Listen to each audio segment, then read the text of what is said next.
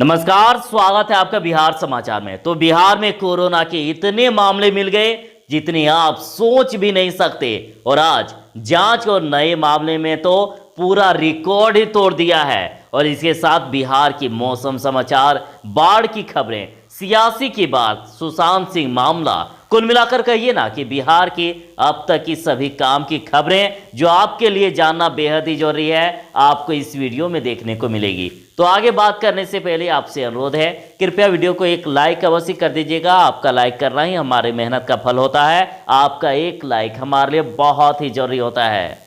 तो सबसे पहले सुर्खियों की बात कर लेते हैं। तो देखिए, बिहार में सभी रिकॉर्ड टूट गए। पिछले 24 घंटे में 60,000 सैंपल की जांच हो गई। तो वहीं बिहार में कोरोना के नए मामले ने भी पिछले सभी रिकॉर्ड को तोड़ दिया है और 3,416 नए मामले सामने आ गए। तो राहुल गांधी का चुनावी शंखनाद, और बोले कि सहयोगियों के साथ मिलकर बिहार में बनाएंगे सरकार। तो बाढ़ का अब साइड इफेक्ट दिखना शुरू हो गया है। उत्तर बिहार में आई भीषण बाढ़ के कारण 6 जिलों में बिजली आपूर्ति बाधित। तो सामने आ गई मुंबई पुलिस की करतूत, और एसआईटी को सुशांत के शव की फोटो तक नहीं दी। तो मुंबई पुलिस पर भड़के बिहार के डीजीपी और बोले कि हमारे अफसर को कैदी बनाकर रखा है और सुप्रीम कोर्ट के ऑब्जर्वेशन को भी ठेंगा दिखा रहे हैं। तो बिहार में जल्द होगी 7500 नर्सों की भर्ती। तो उत्तर बिहार की प्रमुख नदी बागमती का जलस्तर फिर से बढ़ गया और बूढ़ी गंडक खतरे के निशान से अब भी ऊपर। तो सुशांत मामले में नया टर्न, सीबीआई जांच से पहले वापस लौटी पटना पुलिस, और बड़ा सवाल कि अब आगे आखिर क्या होगा। तो उत्तर बिहार में बाढ़ का कहर बरकरार, और फिर से 2 बांध टूट गए और डूबने से 4 लोगों की मौत। तो बड़ी खबर की लुपिन ने भारत में लॉन्च की कोरोना की दवा कोविहोल्ट, और जानेंगे इसकी कीमत। तो मैट्रिक और इंटर में जो भी छात्र फेल थे, तो बिना परीक्षा दिए, बिना कंपार्टमेंटल परीक्षा दिए उनको पास कर दिया गया। तो जो 1-2 विषय में फेल थे उन्हें पास किया गया है। तो बिहार सरकार का बड़ा ऐलान, पटना में 16 अगस्त से पहले सभी कोरोना संक्रमितों की पहचान का लक्ष्य निर्धारित कर लिया गया। तो बिहार के सभी जिलों में अगले 4 दिनों तक आंधी और बारिश के आसार, और राज्य में एक साथ 2 सिस्टम सक्रिय। तो चलिए बात करते हैं खबरों को विस्तार से। तो जैसे कि बिहार सरकार ने कहा था कि 15 अगस्त तक बिहार में 50,000 जांच प्रतिदिन होने लगेगा, लेकिन देखिए उससे भी बड़ा रिकॉर्ड, पिछले 24 घंटे में 60,000 सैंपल की जांच हुई। और वहीं नए मामले की भी रिकॉर्ड आ गई। अभी तक इतने बिहार में एक दिन में मामले सामने नहीं आए थे। 3,416 मरीजों की पहचान हुई है और 1450 मरीज स्वस्थ हुए हैं। मतलब जितने स्वस्थ हुए उससे 2 गुना से भी ज्यादा मामले सामने आ गए। तो रिकवरी रेट की बात करें तो 64.30 रिकवरी रेट है। तो बिहार में लगातार रिकवरी रेट में गिरावट होती ही जा रही है। तो बिहार में कोरोना का प्रकोप जारी, और टोटल 68,148 मामले हो गए। तो जैसे कि पिछले दिन 3,416 मरीजों की पहचान हुई है। तो चलिए जानते हैं कहां से कितने मरीज मिले। तो अररिया में 70, अरवल में 33, औरंगाबाद में 28, बांका में 58, बेगूसराय में 66, भागलपुर में 128, भोजपुर में 90, बक्सर में 92, दरभंगा में 40, गया में 77, पूर्वी चंपारण में 190, गोपालगंज में 24, जमुई में 42, जहानाबाद में 29, कैमूर में 3, कटिहार में 234, खगड़िया में 50, किशनगंज में 24, लखीसराय में 43, मधेपुरा में 44, मधुबनी में 75, मुंगेर में 57, मुजफ्फरपुर में 118, नालंदा में 102, नवादा में 43, पटना में 603, पूर्णिया में 80, रोहतास में 106, सहरसा में 101, समस्तीपुर में 139, सारण में 94, शेखपुरा में 69, शिवहर में 14, सीतामढ़ी में 65, सिवान में 92, सुपौल में 33, वैशाली में 163 और पश्चिमी चंपारण में 89 संक्रमित मरीज मिले। तो देखिए इन जिलों में सबसे ज्यादा पटना में 603, कटिहार में 234, भागलपुर में 128, पूर्वी चंपारण में 190, मुजफ्फरपुर में 118, नालंदा में 102, रोहतास में 106, सहरसा में 101, समस्तीपुर में 139, वैशाली में 163। तो पिछले दिन बिहार में 19 लोगों की मौत हो गई और अब तक टोटल 397 लोगों की मौत हो चुकी है। तो राहुल गांधी का चुनावी शंखनाद, और बोले कि सहयोगियों के साथ मिलकर बिहार में बनाएंगे सरकार। तो उन्होंने दावा किया है कि हम सहयोगियों के साथ मिलकर बिहार में सरकार बनाने जा रहे हैं। रोजगार, स्वास्थ्य और शिक्षा हमारे मुद्दे होंगे। तो राहुल गांधी ने कहा कि सुशासन और विकास के राज्य सरकार के दावे खोखले हैं। आपदा में सबसे ज्यादा नुकसान बिहार को हुआ है। उन्होंने पूछा कि मजदूरों, बेरोजगारों, अपराध और भ्रष्टाचार पर ये सरकार क्यों चुप है। कांग्रेस और विपक्ष मिलकर इसके खिलाफ बिगुल फूकेंगे। उन्होंने पार्टीजनों से बाढ़ प्रभावित लोगों की हर संभव मदद की अपील की है। तो मैट्रिक और इंटर के छात्रों के लिए बड़ी खबर, फेल छात्रों को कर दिया गया है पास। तो बिहार बोर्ड ने मैट्रिक और इंटर की वार्षिक परीक्षा में 1 या 2 विषय में फेल छात्रों को ग्रेस अंक देकर बिना परीक्षा दिए ही पास कर दिया है। और शिक्षा मंत्री कृष्णनंदन प्रसाद वर्मा ने गुरुवार को बताया कि बिहार विद्यालय परीक्षा समिति द्वारा इंटरमीडिएट एवं मैट्रिक की परीक्षा 2020 में शामिल वैसे अभ्यर्थी जो 1 या 2 विषय में फेल हो गए थे और जो कंपार्टमेंटल परीक्षा देना चाहते थे तो उन्हें ऐसे ही पास कर दिया गया।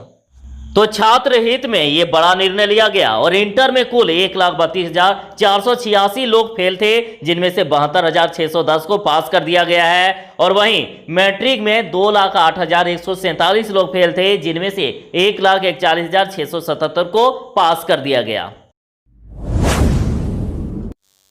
तो माननीय राहुल गांधी जी ने वर्चुअल रैली के दौरान कर दिया बड़ा ऐलान। उन्होंने कहा कि 6 माह में दिखेगा बेरोजगारी, डूबती अर्थव्यवस्था के परिणाम। तो राहुल ने कहा कि हमने फरवरी में कोरोना को लेकर जो कहा वो आज दिख रहा है और आज जो कह रहा हूं 6 महीने बाद दिखेगा। उन्होंने कहा कि आने वाले दिनों में बिहार सहित पूरा देश इससे भी बड़ा तूफान देखेगा और वो होगा बेरोजगारी और डूबती अर्थव्यवस्था का तूफान।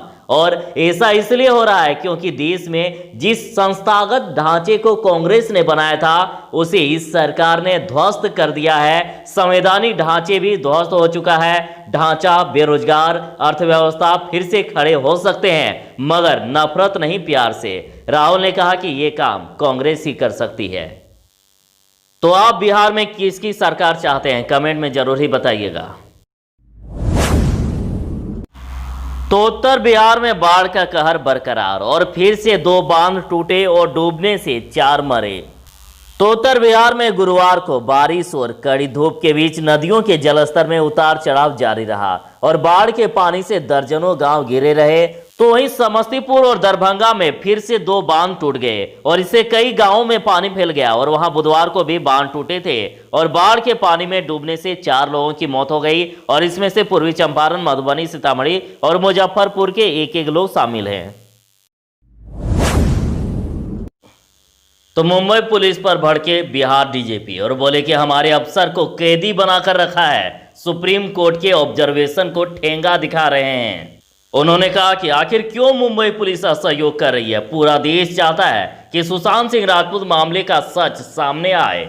उन्होंने कहा कि न्यायालय की एक गरिमा है, अगर वो गरिमा समाप्त हो जाएगी तो लोकतंत्र नहीं बचेगा और सर्वोच्च न्यायालय में पूरे देश की आस्था है और आप उसकी बात को नहीं मानते हैं। डीजीपी गुप्तेश्वर पांडे ने बताया कि सर्वोच्च न्यायालय के ऑब्जर्वेशन के बाद हमारे आईजी ने फोन किया और कहा कि अब तो छोड़ दो, लेकिन इसके बाद भी उन्होंने नहीं छोड़ा और अब हमने लिखित रूप में चिट्ठी लिखवाया है कि ये बता दो कि अब छोड़ोगे कि नहीं, या नहीं तो लिख करके दे दो कि हम सुप्रीम कोर्ट के ऑब्जर्वेशन को नहीं समझते, या फिर लिख करके दे दो कि गिरफ्तार कर लिया है। ये क्या मजाक है, पूरा देश देख रहा है।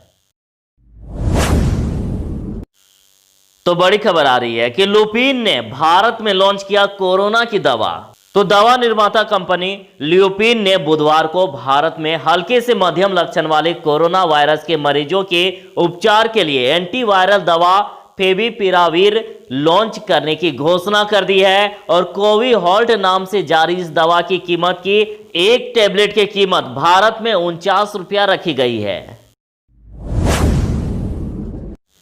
तो बिहार में 7500 नर्सों की जल्द होगी अस्पतालों में नियुक्ति। तो खबर आ रही है कि कोरोना संकट के बीच राज्य के अस्पतालों में डॉक्टरों और स्वास्थ्य कर्मियों की कमी की भरपाई करने में जुटे स्वास्थ्य कर्मी विभाग ने करीब 7500 ए ग्रेड नर्स की तत्काल नियुक्ति करने का तैयारी कर ली है।